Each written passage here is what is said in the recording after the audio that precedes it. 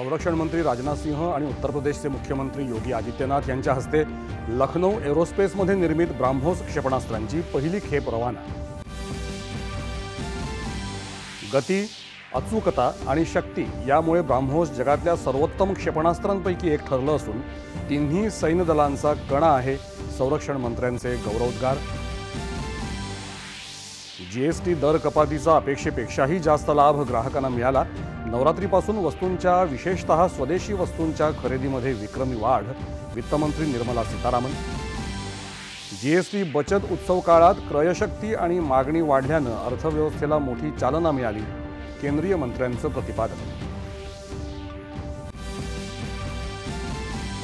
भारत आणि ब्राझील दरम्यानचा व्यापार या वर्षातच 15 अब्ज डॉलर्सपर्यंत पोहोचेल।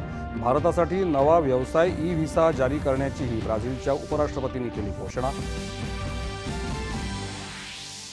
भारत उभारत असलेल्या 5G जाळ्याच्या विस्तार वेगानं जगाला थक्क केल्याचं इलेक्ट्रॉनिक्स आणि माहिती तंत्रज्ञान मंत्री अश्विनी वैष्णव यांचं प्रतिपादन।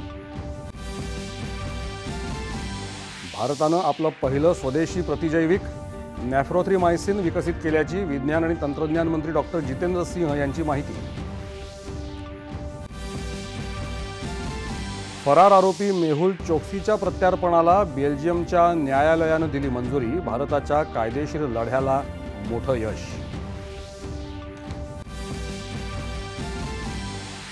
आरोग्यम धनसंपदेचा संदेश देणाऱ्या आणि समृद्धीचा सण असलेल्या धनत्रयोदशी निमित्त आज घरोघरी पूजन, खरेदीचा उत्साह।